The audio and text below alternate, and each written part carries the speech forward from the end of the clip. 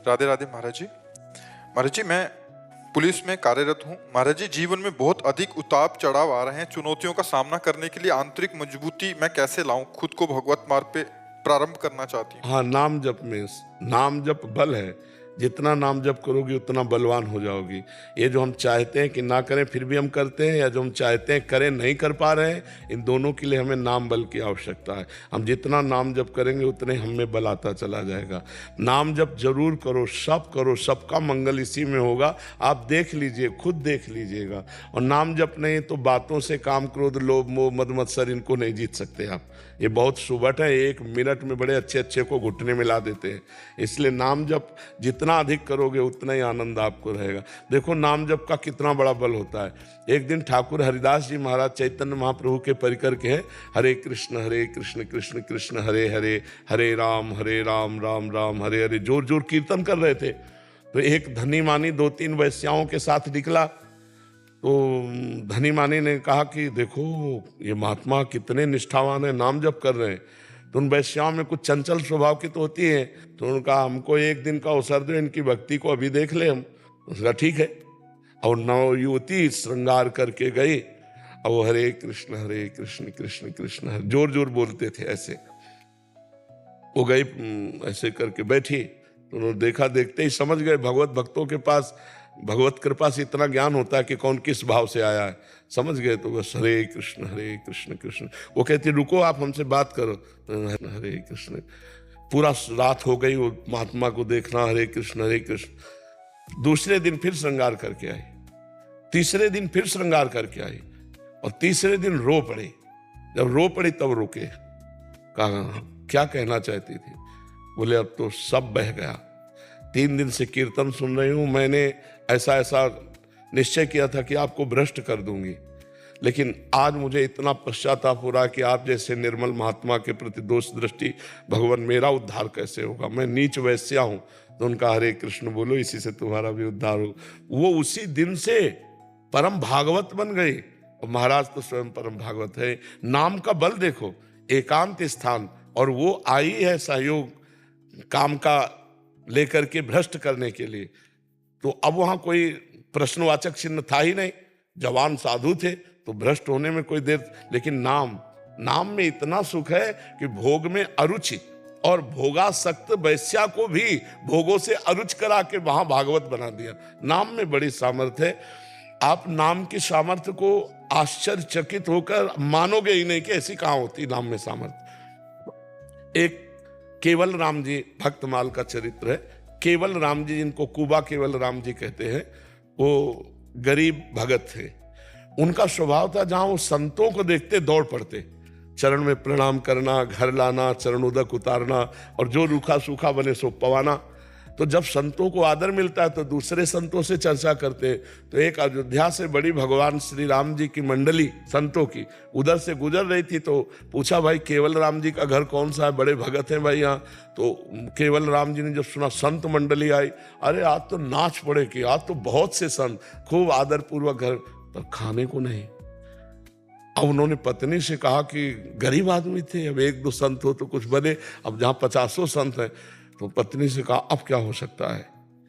भगवान आज इतनी बड़ी कृपा की कि इतनी संत मंडली हमारे घर आई, आज पवाने के लिए कुछ नहीं है। तब पत्नी से कहा तुम इनको बैठा लो, मैं कोई ना कोई उपाय करता हूं। तो गए, एक धनी मानी से बात की। तो लोग जब किसी को गरीब देखते हैं, असहाय देखते हैं, तो उसका दुरुपयोग भी कर बैठते हैं। अत्यंत आवश्यकता, वो बिल्कुल गिड़गिड़ा रहे थे कि आज हमारे अगर संतों का भोजन हो गया तो तुम कहोगे तुम जीवन भर तुम्हारी गुलामी करेंगे, आज संत ना भूखे जाएं। तो उनका हमारे एक कुआं खोदवाना है, आप पति पत्नी कुआं खोद देना और हम जो कहोगे संतों को पवा देंगे।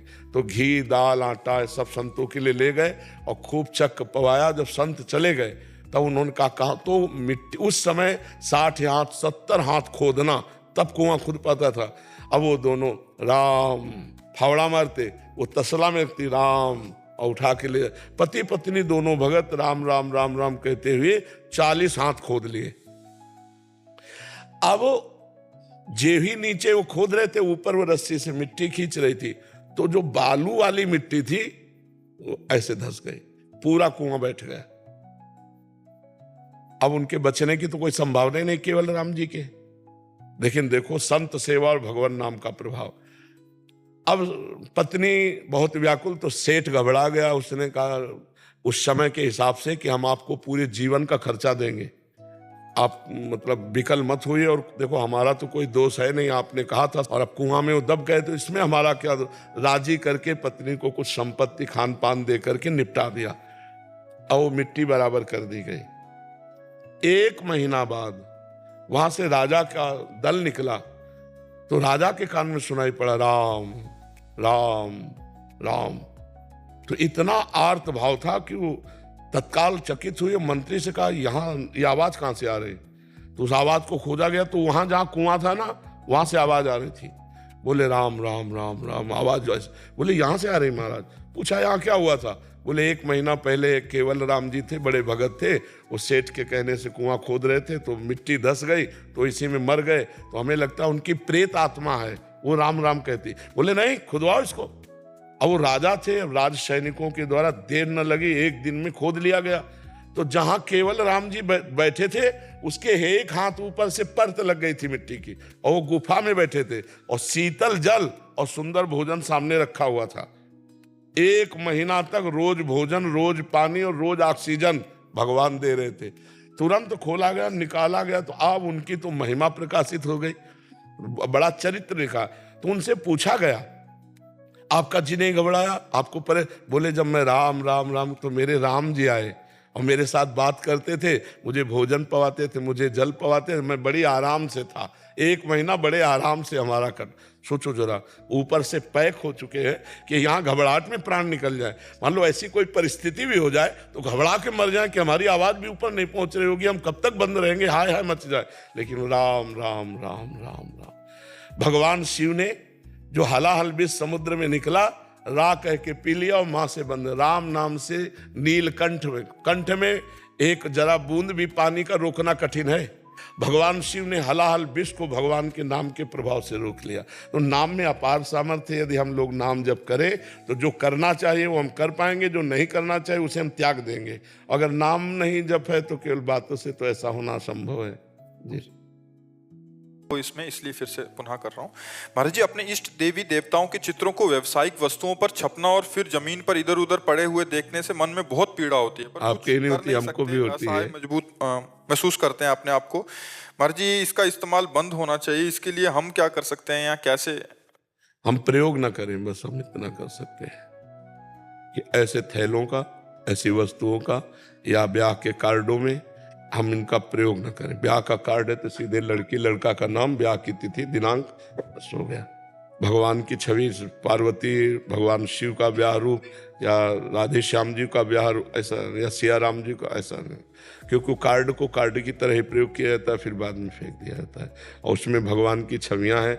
यही तो हमारे थोड़ा समाज में विकृति फैल रही है। अच्छा, अपना प्रचार प्रसार के लिए पोस्टर लगवा दिए, बिहारी जी का पोस्टर लगा, आचार्यों का पोस्टर लगा, भगवान का पोस्टर लगा, और समय पे पोस्टर फाड़ के दूसरा पोस्टर चिपकाया, तो जो फाड़ा जाता है वो यमुना जी थोड़ी ले जाया जाता है, वहीं फेंक दिया जाता है, नाली में पड़ा रहता है। अगर कह दे अरे वो तो फोटो है, तो फिर पूजते किसको? अगर वो फोटो है तो ये भी तो फोटो ही है। तो मान्यता, थोड़ा स्वार्थ ने बुद्धि को भ्रष्ट कर दिया है। अब एक झोला है जिसमें लिखा है राधे श्याम, ऐसा ऐसा, मतलब अब उसमें जूता भरे, लिखा है राधे श्याम। झोला है, झोला में जूता भरा है और ऊपर लिखा है राधे श्याम। ना लेने वाला समझ रहा है, ना लिखने वाला समझ रहा है। बहुत तरह से ऐसे छपाए जा रहे हैं नाम और सब। ये महाराज जी, पूजा की वस्तुओं को जब हम बचपन में बहुत छोटे थे, मंदिर जाते थे, हमेशा चेहरा ऊपर करके जाते थे, बिकॉज नीचे जमीन में धूप बत्ती, अगरबत्ती, सब भगवान जी की उसमें चित्र छपे हुए हैं। कितने उठाएं, बचपन में हमारा बैग भर गया उसको उठा उठा के। मंदिर में दर्शन नहीं करते थे, उठाते रहते थे, मन इतना विचलित। कल महाराज जी एक आए थे मुंबई में, उधर वो जो आपने बोला ना राधा नाम की, वो कुछ ऐसे पुड़िया सी है, वो कह रहे इतने सारे लेके आए हमारे पास। कह रहे बाबा मैं तो नालियों लौनियों से उठा उठा के तंग हो गया, मतलब इतना ज्यादा उसके ऊपर जूता लेके चल रहे हैं, प्रभु के नाम की अवहेलना हो रही है महाराज जी। मतलब ये बहुत। और दर्शन भी करना था महाराज जी, तो दर्शन भी करना था तो चेहरा ऊपर करते हुए ऐसे करके और माता रानी के दर्शन करके वापस आ जाते, बिकॉज पूरे जमीन में। हाँ, ये नहीं, इसके विषय में कई बार चर्चा कर चुके हैं। और इस विषय को बार बार कहा भी जाए। हम लोगों को भी थोड़ा सावधान रहना चाहिए कि हम लोग उतना ही छवि लें जिसका आदर कर सके। अब इतनी छवियाँ अनादर है, कहीं पीपल के नीचे देखो गणेश लक्ष्मी जी रखे हैं कहीं, तो ये थोड़ा हम लोगों की भी मानसिकता विकृत हो गई है कि प्रयोग किया, उन्हीं गणेश जी लक्ष्मी जी को दीपावली में बड़े आदर से पूरा अभिषेक करके प्रयोग, और इसे दूसरी दीपावली में नए गणेश लक्ष्मी ले आए वो फेंक दिए। लोग भी कुछ ऐसे हैं जो मतलब विवेक नहीं है और ऐसा ब्याह के कार्डों में बहुत छप रहे हैं, पोस्टरों में भगवान के नाम बहुत छप रहे हैं, रूप छप रहे हैं। और तो हमें लगता है थोड़ा संभाल करनी चाहिए, इस बात की संभाल करनी चाहिए कि धार्मिक चिन्हों को, धार्मिक इष्ट देवताओं की छवियों को, इनका प्रयोग नहीं करना चाहिए। अब जैसे हम केवल अपनी सूचना दे दें तो क्या परेशानी है, उसमें भगवान की छवि बनाने की क्या बात है। मंगल मंगल हो, मंगल तो क्या होगा, अमंगल हो जाएगा, क्योंकि भगवान की छवियों के आप हुए ना। एक वो आए थे यही सब जो करते हैं, तो उन्होंने कहा हमको तो आर्डर होता है, हम वैसे ही कर देते हैं, तो क्या हमको भी पाप लगेगा? हाँ, तीनों को लगेगा। कर्ता, प्रेरक, अनुमोदन। कर्ता को भी लगेगा, प्रेरक को भी लगेगा जो प्रेरणा किया है, और अनुमोदन करने वाले, तीनों को बराबर पाप या पुण्य लगता है। वैसे हमारी सबसे प्रार्थना है कि अपने सामान को आप योग्य बनाकर बेचिए, भगवान के नाम रूप का सहयोग मत लीजिए। आपको निमंत्रण कार्ड में है तो अपनी अच्छी से अच्छी शब्दावली प्रयोग कीजिए और सूचना दे दीजिए, उसमें भगवान के रूपों को मत छापिए। आपको अपनी कथा वार्ता का प्रोग्राम का देना है तो आप अपना रूप दे दीजिए और अच्छे से अच्छे शब्दावली में सूचित कर दीजिए। अपने इष्ट गुरु और भगवान के रूपों को मत छापिए, नहीं बाद में पोस्टर फाड़कर नालियों में ही गिरते हैं, जिससे आपकी बुद्धि भ्रष्ट होगी, आपकी बुद्धि भ्रष्ट होगी, उसका प्रभाव आपके ऊपर जाएगा। तो समाज का परिवर्तन क्यों नहीं हो रहा?